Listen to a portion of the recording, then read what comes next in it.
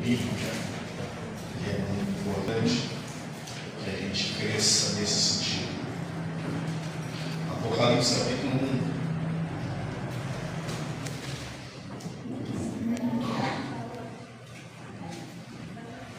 versículo de número 3, diz assim: bem-aventurado aquele que lê e os ouve as palavras desta profecia e guarda as coisas que nela estão escritas, porque o tempo está próximo. Vou ler de novo. Bem-aventurado aquele que lê e os ouve as palavras desta profecia e guarda as coisas que nela está escrita, porque o tempo está próximo. Vem para se sentar.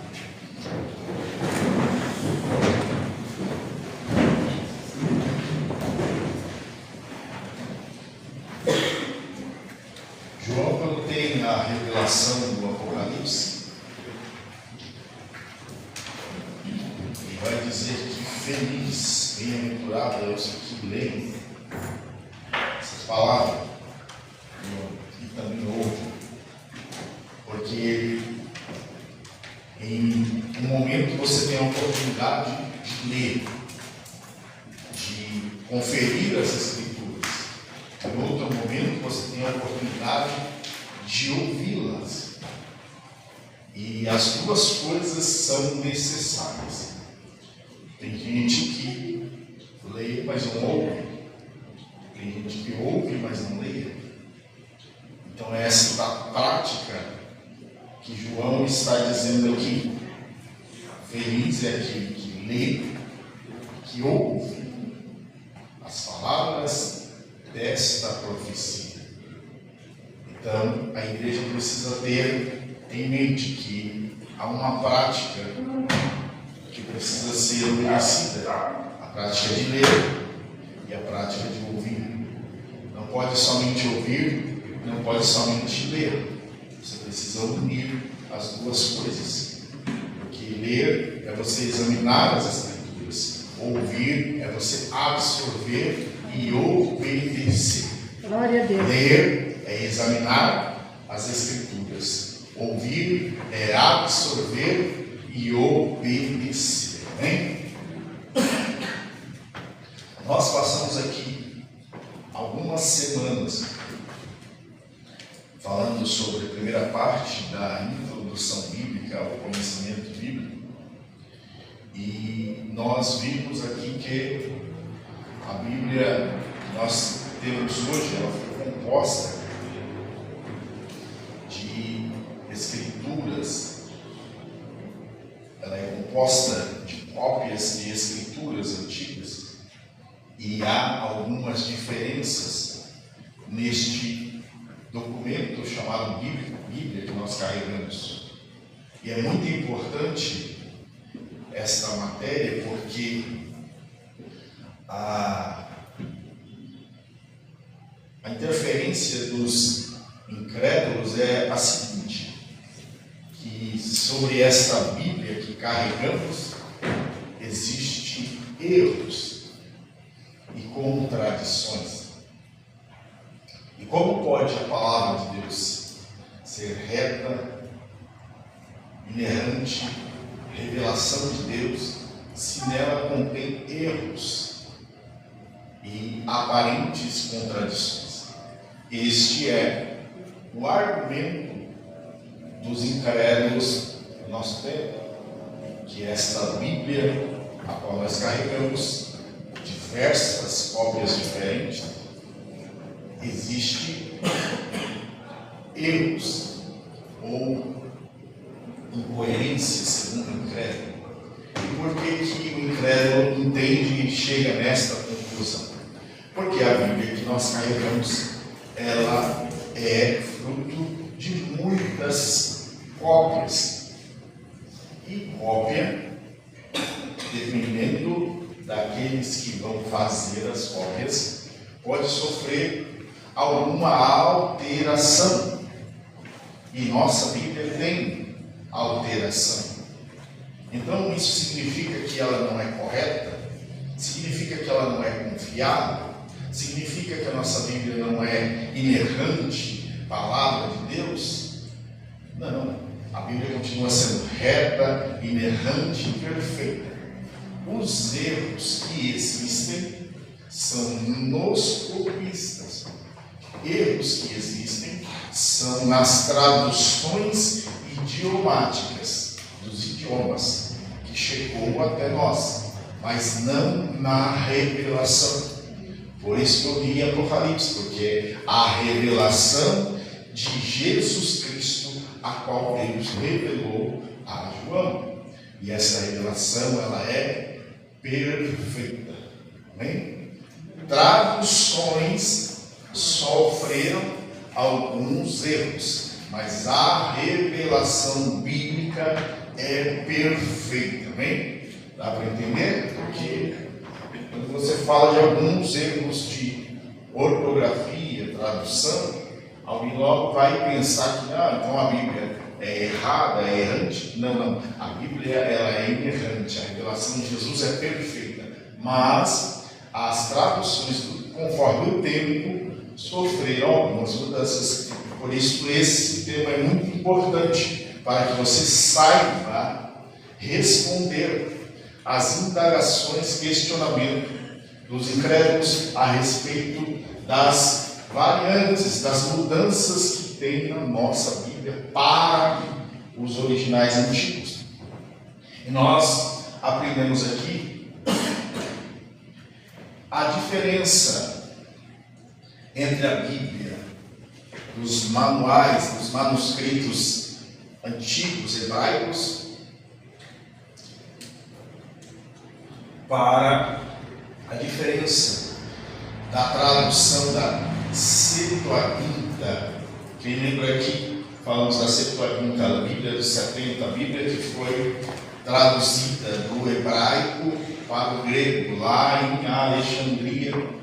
A diferença da Bíblia hebraica para a Septuaginta, que foi feito lá em Alexandria, e da Bíblia Vulgata Latina, que é a Bíblia escrita pela tradição romana, e a nossa Bíblia, chamada Bíblia dos protestantes, dos cristãos.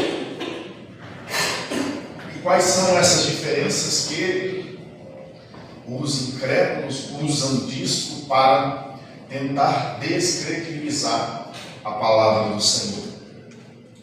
A diferença é que a Bíblia hebraica, ela é formada pela Torá e pela Taná, os documentos de Moisés, e a tradução dos sábios e dos profetas antigos. Isso é a Bíblia hebraica. O judeu ele nem sequer usa, nem sequer reconhece a Septuaginta, que é parte, base do que nós temos. Por quê? A Torá e a Taná, ela veio de geração em geração, e os sábios guardaram muitos deles. Lembra que eu falei aqui lá na primeira aula que o sábio, o escriba, o Sefer, ele tinha muito cuidado para escrever sem tirar uma letra sequer, porque tamanho o temor, para que não se fugisse nada do que Moisés escreveu. Isso é a Torá, a Bíblia judaica.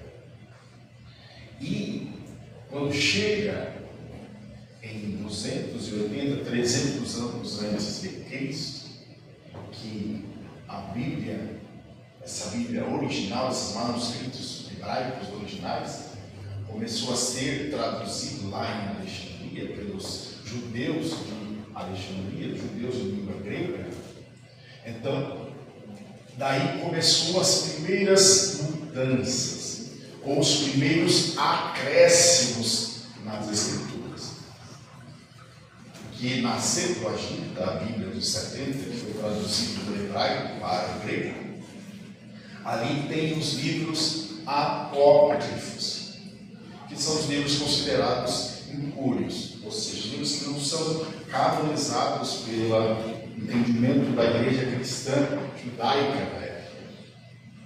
Então essa Bíblia, traduzida do hebraico para o grego, ela já sofreu alguns acréscimos, que é os livros que não são inspirados por Deus, que está lá na Septuaginta.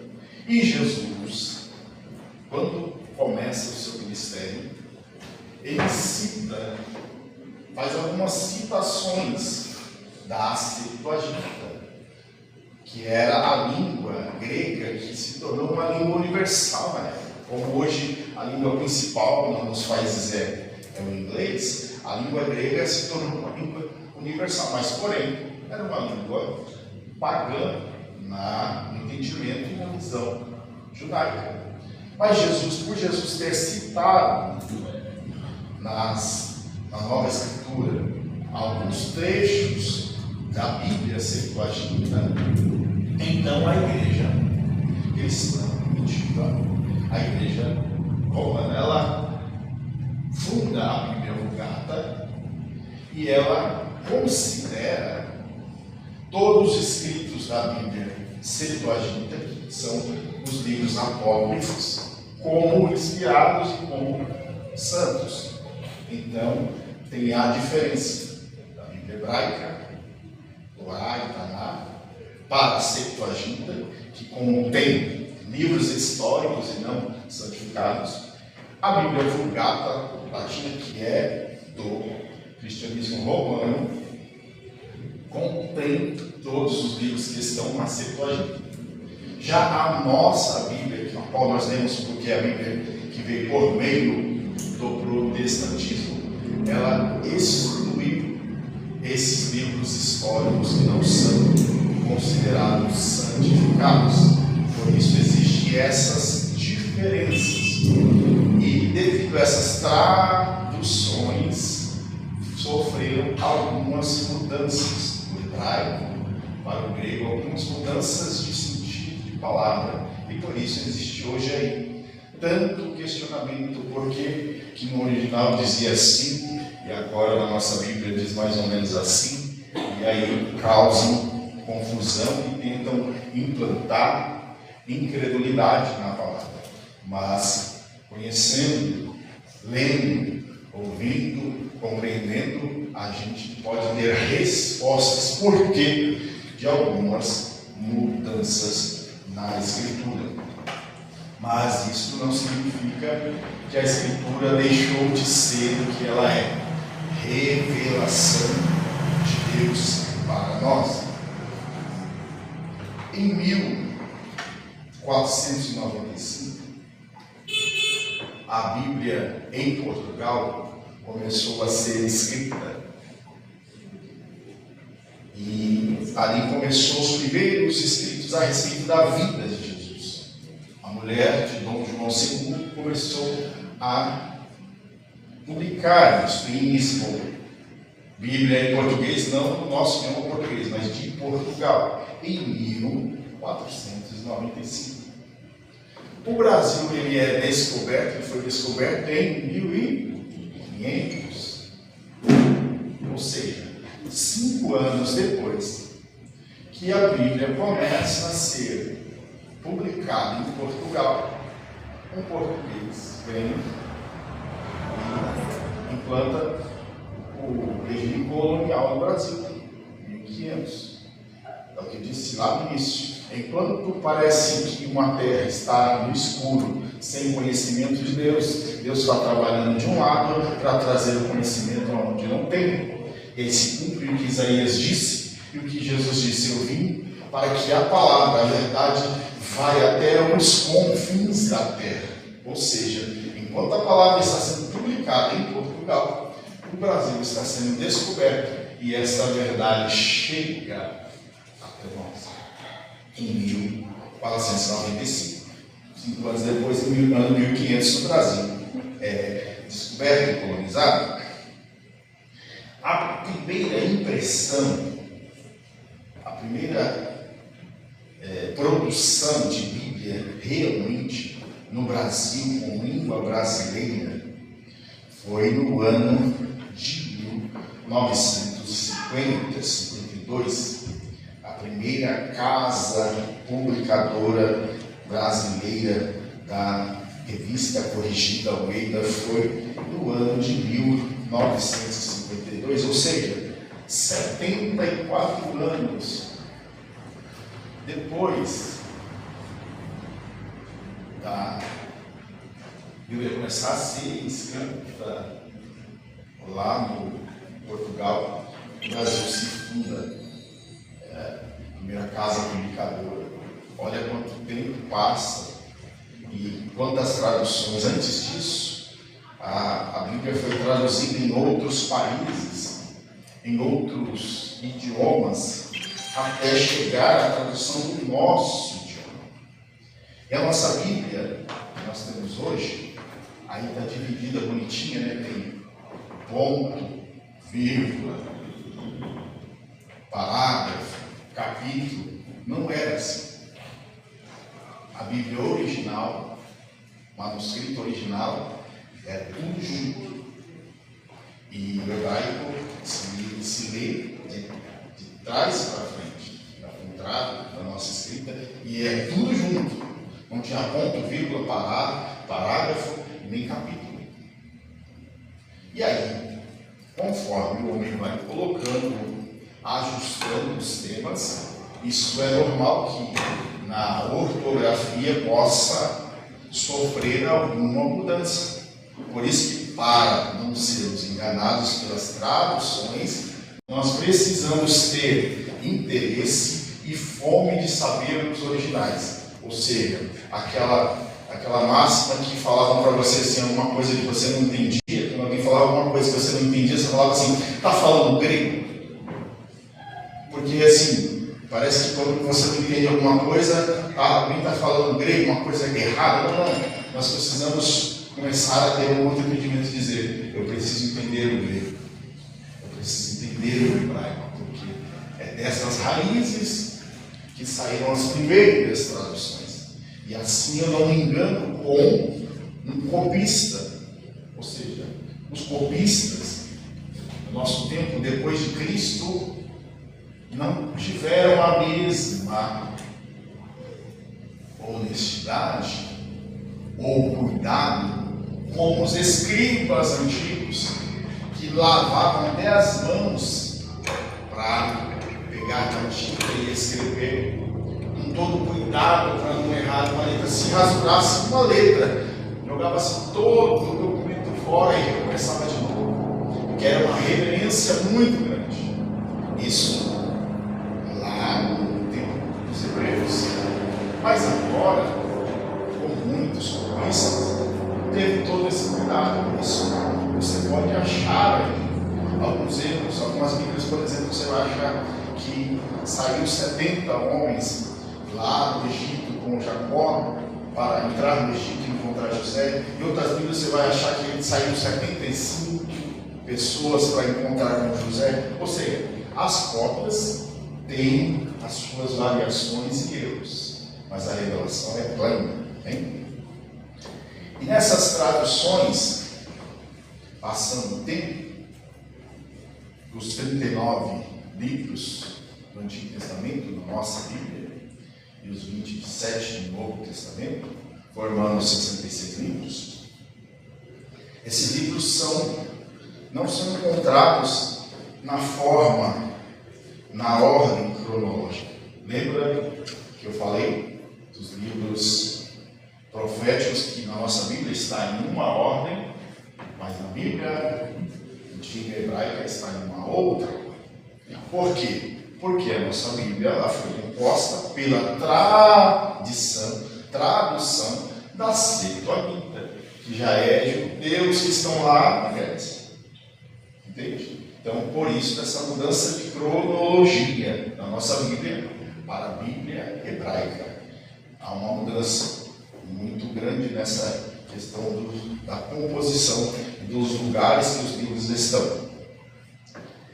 E quando, no ano 1560, ou seja, 60 anos depois do Brasil ser descoberto, teve uma edição publicada em Genebra que começou a polir, a limpar a tradução que tinha disponível. Em Genebra foi feita a Bíblia que começou a tirar os livros apócrifos, que eram os livros a mais que estão na Bíblia Vulgata Latina, que é da Igreja Romana Apostólica. A partir daí, no ano 1560, a Bíblia começa a ser mais polida, até que veio por meio do padre Lutero a Reforma Protestante, e então chegou-se esse documento em nossas mãos um pouco mais polido, sem os livros históricos que não são considerados pela maioria dos judeus santificados. E aí começa-se a formatar todo o cânon. O que é um cânon? É um método ou regra de veracidade. Começou a se formar aí. E aí a palavra foi dividida em blocos, no Antigo e no Novo Testamento, a partir de 400 anos antes de Cristo. Até o ano 400 antes de Cristo, a Bíblia foi fechada por meio do judeu escriba chamado Esdras. Ali foi fechado o cânon, a veracidade da palavra. Mas por meio das traduções, foi de novo enxertado coisas históricas no meio da palavra. Mas, a partir do ano, na nossa era, a era se divide antes de Cristo e depois de Cristo. A partir do ano 1560, depois de Cristo, em Genebra, a Bíblia começou já a ser polida e começou a se desenvolver este formato de ponto, vírgula, parágrafo e capítulos. Mas não foi de uma vez. Foi a partir do ano 1250 até o ano 1560, até o ano 1885. Cada tempo desse, a Bíblia foi começando em países diferentes, foi começando a se dividir em ponto, vírgula, parágrafo e capítulo. E aí você começa a entender. Países diferentes, tempos diferentes, começou a fazer as divisões que não existiam, para que a nossa Bíblia chegasse até aqui com essas divisões. Ponto, vírgula, parágrafo e capítulo. Então, é normal entendermos que por conta desse processo de anos e de divisão ortográfica, é normal entendermos que pode haver alguma mudança quando você vai para os originais gregos, para os originais hebraicos, que é da onde saiu a escritura sagrada. Mas o tempo passa e essa Bíblia chega até nós desta forma que é a qual você conhece, toda dividida. E então ela se forma na sua originalidade bem diferente do que temos aqui e bem diferente do que estava na Septuaginta. Primeiro os livros da lei, que nós chamamos de Pentateuco, os 5 livros de Moisés. E depois os livros dos profetas, que também diferente dos nossos. E depois os 8 livros chamados também de profetas. E depois também os livros daqueles que são posteriores aos profetas. Isso é a Bíblia hebraica. Depois tinha as escrituras somente dos Salmos, que foram divididas em salmos poéticos e provérbios e Jó, bem diferente da nossa. Depois os 5 rolos, que é bem diferente da nossa, que era somente cantares, Ruth, Lamentações Eclesiastes e Esther. Olha que diferença. Muita diferença a ordem que existia. E esses livros foram colocando nos grupos conforme a ordem judaica. E até hoje, os judeus, os hebreus, leem esses livros em momentos específicos. Livro de Cantares é lido na Páscoa, livro de Ruth é lido no tempo do Pentecoste, livro de Eclesiastes no tempo dos tabernáculos, de Esther no tempo do Purim judaico, Lamentações no aniversário, que eles falam da primeira destruição de Jerusalém. E os livros históricos deles são diferentes dos nossos. Daniel entra em nível histórico e não em nível profético. Então você começa a ver que na origem hebraica é muito diferente do que temos. Mas é o mesmo, os mesmos livros, somente posicionados em tempos diferentes. Porque senão você vai pegar aí, encontrar com um judeu na rua aí, e vai falar para você que a sua Bíblia está tudo errada por causa dessas formatações. É somente uma questão de formatação e não de verdade. A verdade é a mesma. Hein? E aí na nossa Bíblia, olha a diferença, né? Na nossa Bíblia está aí Gênesis, Êxodo, Levítico, Números. Na nossa Bíblia está os 12 livros históricos. Na nossa Bíblia está os 5 livros poéticos. Na nossa Bíblia está os 5 livros dos profetas maiores. Na nossa Bíblia está os 12 livros dos profetas menores. Totalmente diferente da composição hebraica. Mas a revelação é a mesma. E até aí nós fechamos o Antigo Testamento e entramos no Novo. Mas acontece que, se a Bíblia que nós temos, ela provém dessas 3 revelações, do manuscrito hebraico, do manuscrito grego, que é a tradução da Septuaginta, por que chegamos aqui de forma tão diferente? Porque essa Bíblia passou por países, passou pela Suíça, pela Itália, Portugal, até chegar na nossa tradução brasileira. João Ferreira de Almeida não era somente um padre, não era um padre brasileiro. A origem dele é judaica. Por isso ele escreveu a tradução, que é o maior número de traduções que tem aí no nosso país. Mas ele era também de origem judaica. E aí, chegando no Novo Testamento, nós temos os evangelhos, que é Marcos, Lucas e João. Mas na ordem cronológica dos acontecimentos, o primeiro é Marcos. Marcos foi a primeira escritura a ser escrita. Não é a primeira coisa que aconteceu em Marcos, mas a primeira escritura a ser escrita foi a de Marcos. Depois Mateus, Lucas e João. Temos um grupo também histórico, que é um só, que é o livro de Atos dos Apóstolos, é o livro histórico. Temos o terceiro grupo, que é as cartas ou epístolas paulinas, que são 13 cartas paulinas: Romanos, Coríntios 1 e 2, Gálatas, Efésios, Filipenses, Colossenses, Tessalonicenses 1 e 2, Timóteo 1 e 2, Tito e Filemão.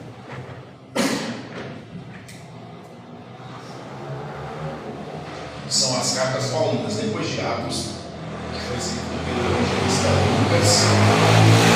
Depois de Atos, todos os livros até chegar na carta de João.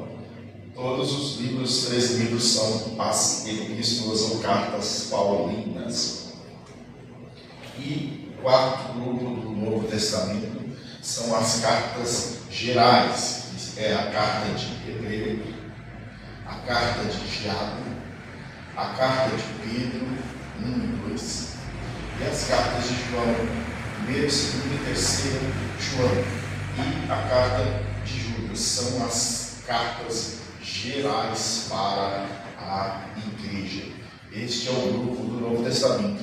Os evangelhos, a ensino histórico, as cartas paulinas, as cartas gerais. Este é o grupo do Novo Testamento que foi distribuído no nosso tempo, nas traduções, a qual foi feita a partir do ano 1560.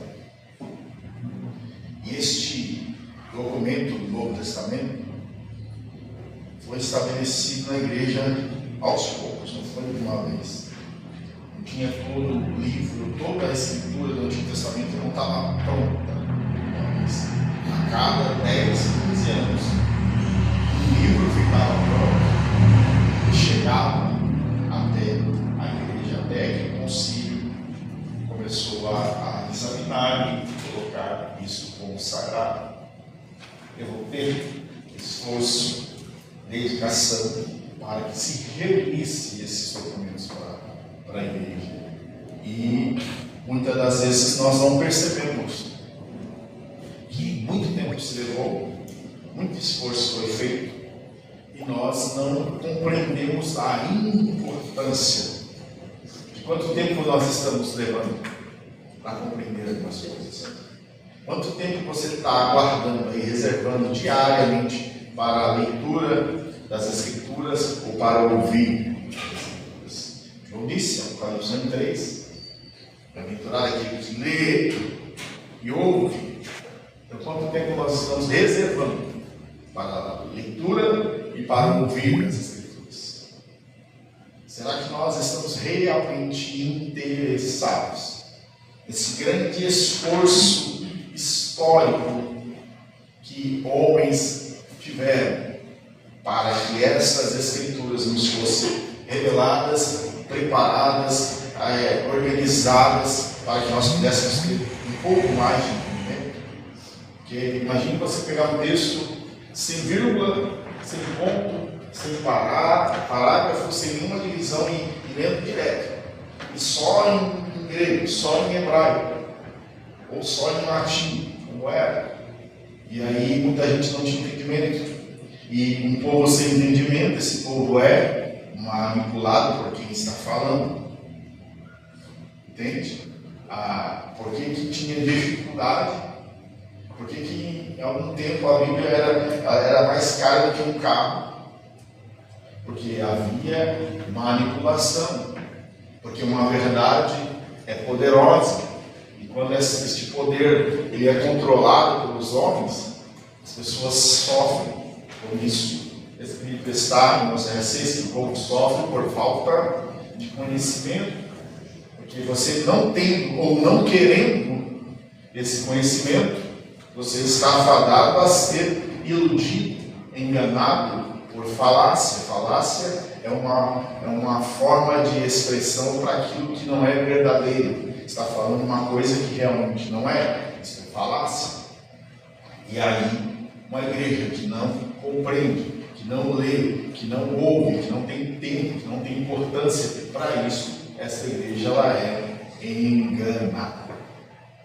Por isso a dificuldade para a maioria das igrejas se assentar para ouvir, se reunir para ler, porque parece que é algo que não tem muita importância para o nosso cotidiano. Que às vezes a minha e a sua importância é ouvir algo que vai de encontro com a minha necessidade.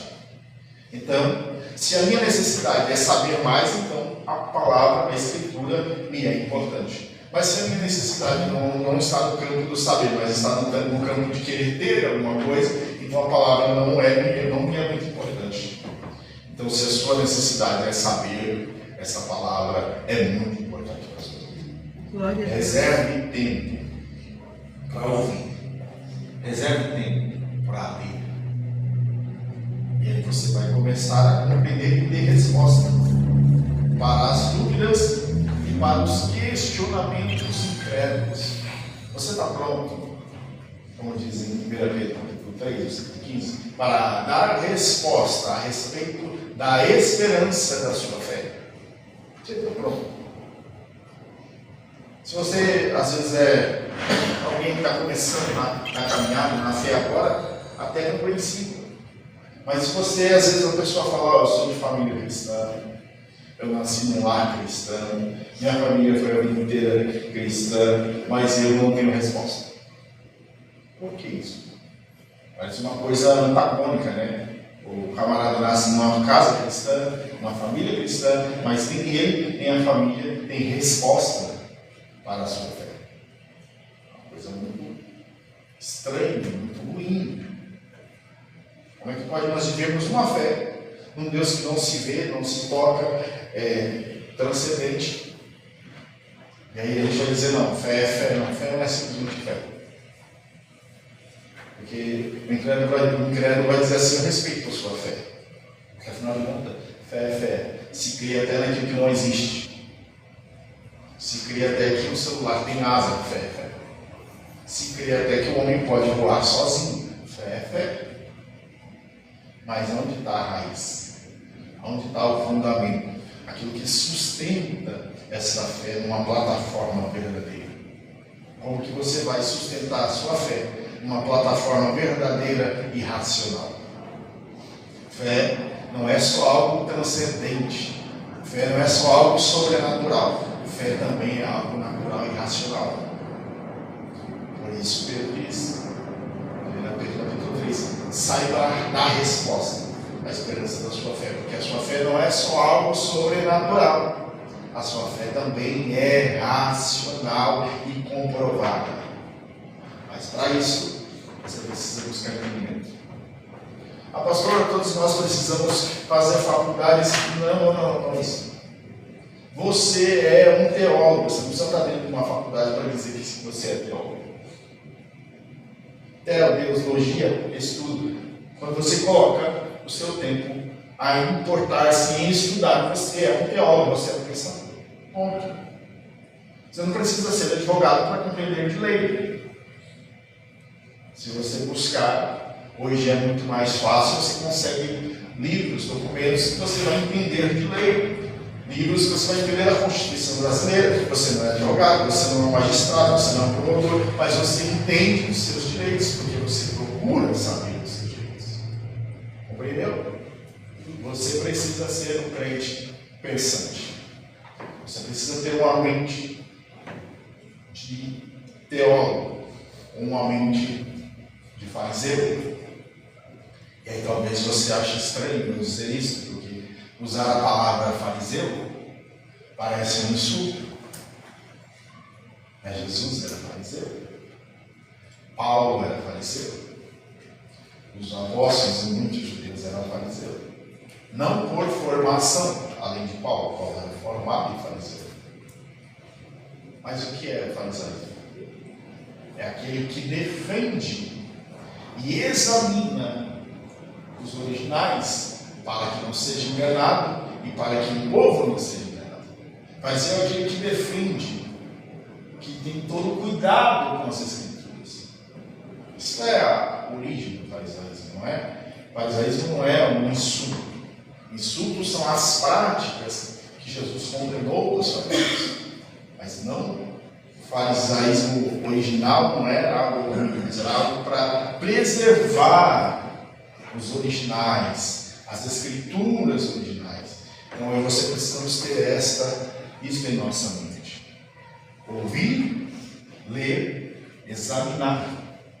Como Jesus disse em João 5, a partir do versículo 30. Examine, pois, as escrituras, porque elas falam, testificam de mim. Isso é examinar, isso é ter uma mente farisaica, uma mente teológica. Examina o que você está ouvindo. Nós tivemos isso da semana passada aqui com os homens. Coloquei um vídeo lá de uma ministração. Depois nós examinamos o que ouvimos.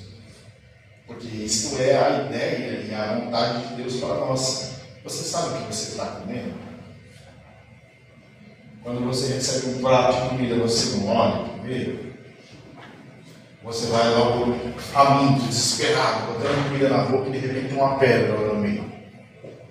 De repente tem um escorpião lá no meio e você está comendo desesperado, sem examinar o prato. Você, quando coloca a comida na boca devagar, você percebe, você está muito salgado, você está sem sal, como é que está o tempero, você examina. Para você engolir, se está ruim, você logo coça. Tem algo ruim aqui, tem algo errado aqui. Porque o seu paladar já foi testado para entender, tem algo errado. Mas aqueles que só querem encher o ventre, ele logo engole, sem degustar, sem mastigar, sem perceber o teor daquele alimento. E aí vai fazer mal no ventre. Assim é o cristão, que ouve tudo, absorve tudo, mas não analisa nada. E aí a igreja, durante muito tempo, andou em doutrinas enganosas, porque absorvia tudo, porque o mestre, o chefe, mandava, come, você tinha que comer.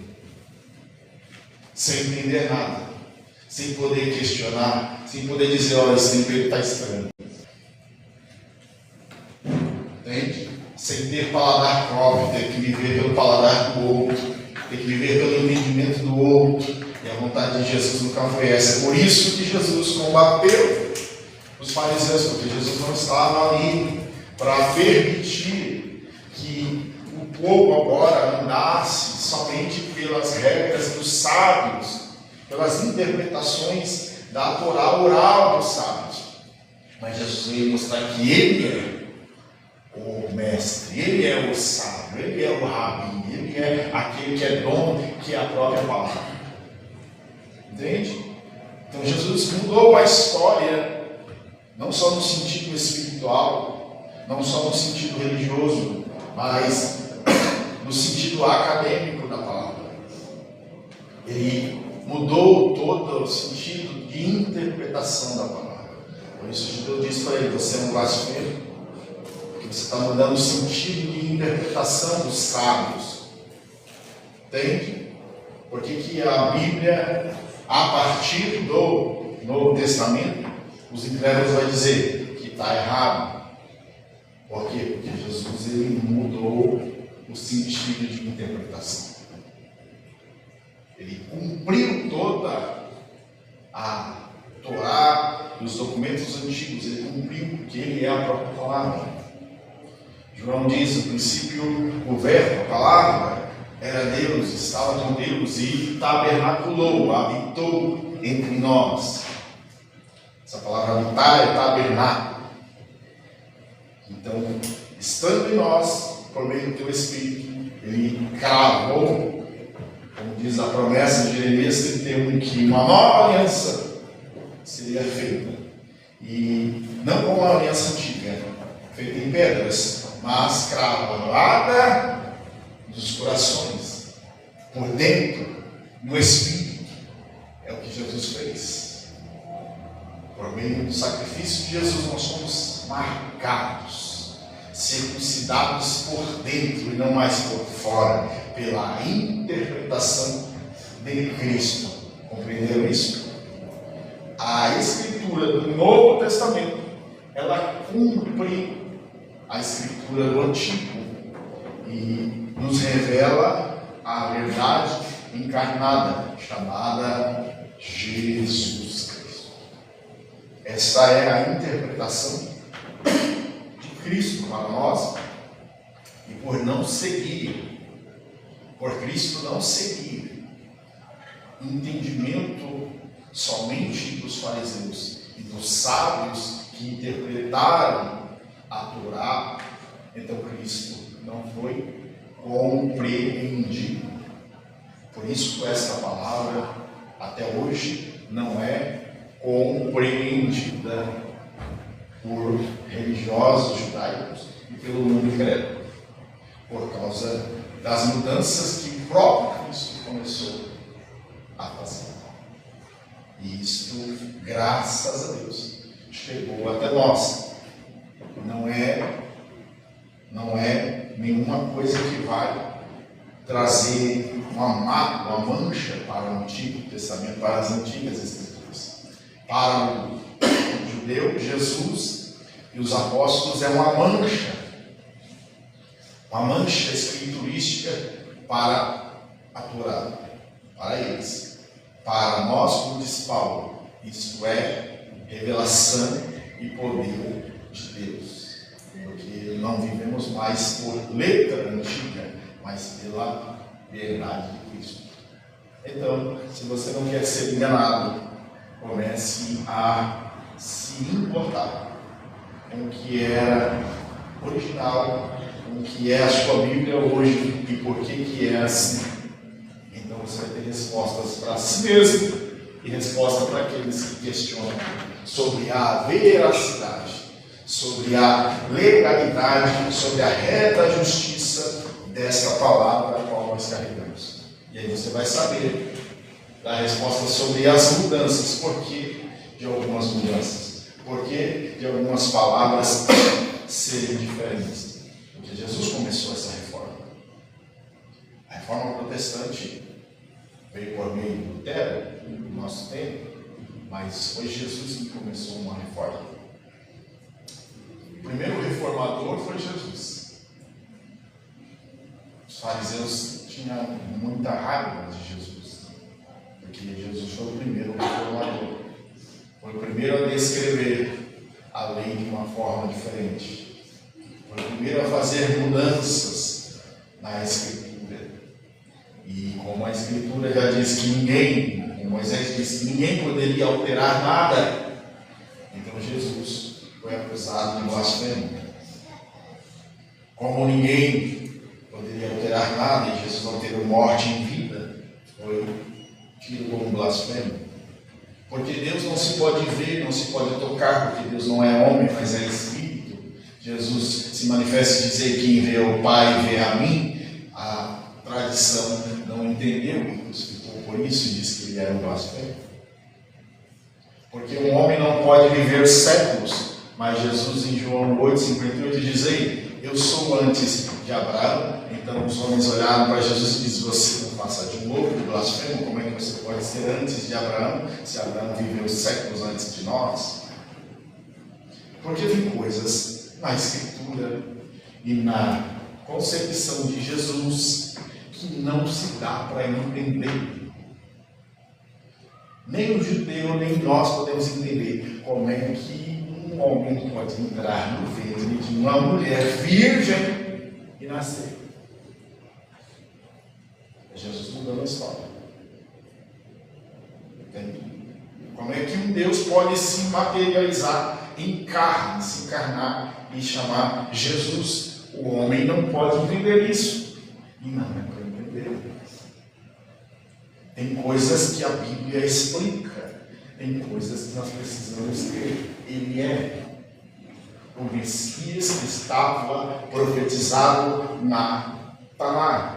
Os profetas, Isaías 53, que uma virgem conceberá, e o seu nome será Emanuel, que significa Deus dentro do homem. Foi o que Jesus fez. Como é que cumprimos isso? Coisas que, para a lógica religiosa e natural do homem, não tem como aceitar. Porque Jesus cumpriu o que estava na Torá e na Taná, os profetas. E aí Jesus começa uma reforma, uma revolução do judaísmo para o cristianismo de Cristo. Porque a raiz da palavra cristianismo aqui vem de Cristo. Porque hoje existem vários tipos de cristianismo. Né? Existe cristianismo que nem sabe realmente quem é Jesus. Então, nós precisamos ter entendimento para não levantar uma bandeira de um falso cristianismo, mas uma bandeira de Cristo. O cristianismo não é uma igreja específica, mas é uma doutrina de Cristo. Por isso que os apóstolos iniciaram o ministério dizendo: nós seguimos a doutrina de Cristo, sobre Cristo. Você vai ver os apóstolos pregando sempre sobre Cristo. A raiz do Evangelho é Cristo. O Novo Testamento, a coluna principal de sustentação da fé é Cristo. Isso é cristianismo. Cristo tem que ser a coluna principal nas suas pregações, no seu entendimento, na sua conversa. Semana passada, uma magistrada, promotora, se levantou que o cara falou um poema com o nome de Deus. Semana passada. O cara lembrou. O cara falou um poema com o nome de Deus, dá uma promotora de nome ela se levantou. Para vocês entenderem a posição que vocês estão. A posição que nós estamos de servir o cristianismo real, Cristo. Só de falar o nome de Deus, não precisa nem orar, a pessoa já se manifestou querendo proibir. E hoje agora ela está processada. Porque existe uma verdade espiritual, real, poderosa, que é contra este mundo. E você está inserido nessa verdade. Você precisa saber essa verdade. Você precisa saber explicar essa verdade. Você precisa dar entendimento para quem não sabe e não recuar. Para isso você precisa ler e ouvir. Glória a Deus que você está aqui nesta noite para ler e ouvir esta palavra em nome de Jesus. Amém? Entenderam até aqui? Os 5 pontos no Novo Testamento: evangelhos, histórico, cartas paulinas, cartas gerais.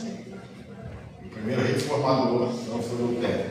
O primeiro reformador se chama Jesus Cristo. Amém? Vamos orar em nome de Jesus.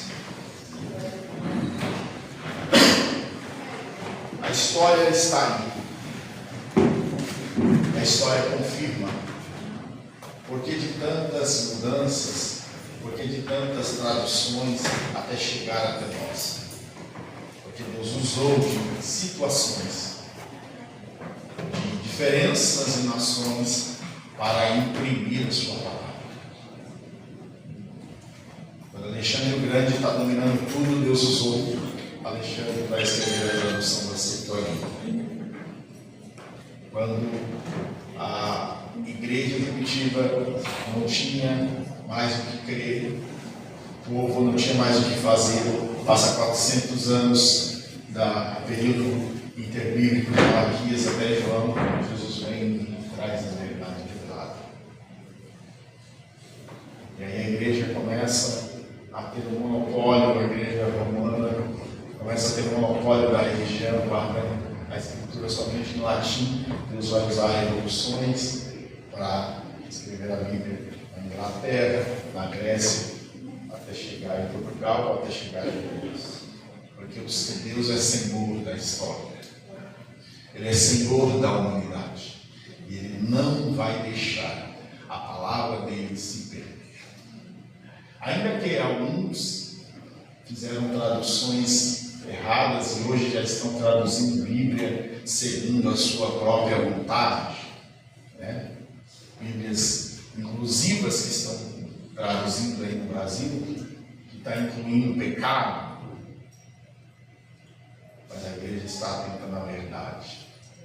A igreja não vai se perder com as traduções, que a igreja está presa naquilo que é original. O original se chama Jesus Cristo. Esta é a verdade. Amém? Vamos orar, vamos agradecer ao Senhor. Senhor Deus Santo, poderoso e eterno. O Senhor é o nosso reformador. O Senhor é a revelação perfeita. Assim como João recebeu a revelação do Senhor, ali na ilha, Senhor, recebeu a revelação do Senhor para os tempos futuros. Aqui está a tua igreja, que não vai se perder, porque a revelação da verdade do Senhor está entregue para nós. E o teu Santo Espírito testifica no nosso espírito aonde está a verdade. O que é a verdade que está sendo ministrada neste tempo. E a tua igreja não será enganada, porque o teu Espírito nos faz lembrar de toda a palavra que o Senhor ensinou para a tua igreja. Por isso essa igreja não vai se perder. Por isso essa igreja vai permanecer atenta para ler, para ouvir, para examinar as Escrituras, para ter tempo e disposição para esta Escritura e para ouvir a voz do Senhor nas Escrituras. E aquilo que não é verdade no Senhor é removido. Aquilo que não é verdade no Senhor passa. Aquilo que não é verdade no Senhor perece. Mas a tua palavra diz que a tua palavra não passa. Todas as coisas passarão, perecerão, tem prazo de validade, mas a tua palavra subsiste para todo sempre. A tua palavra diz que o Senhor é aquele que era, aquele que é e aquele que era para todo sempre, que permanece para todo sempre. Tu és Senhor da igreja,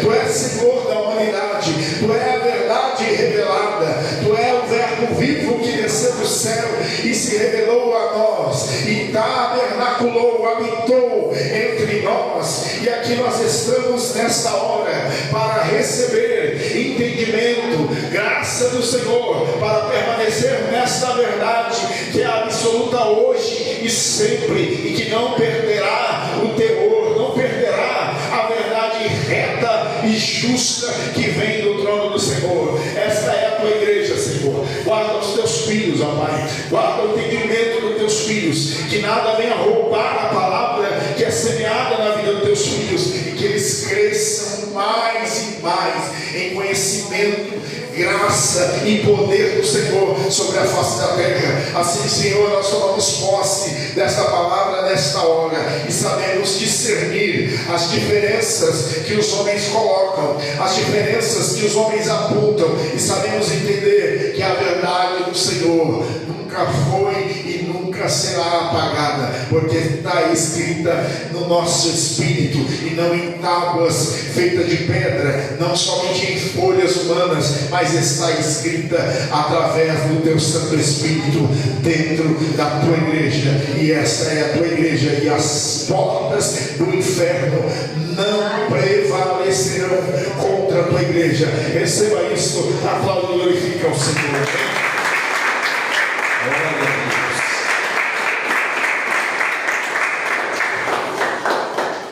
Por isso, a nossa Bíblia tem as diferenças do hebraísmo, da Bíblia grega, da Bíblia latina, para chegar até nós, por causa de termos, traduções, mas a verdade permanece.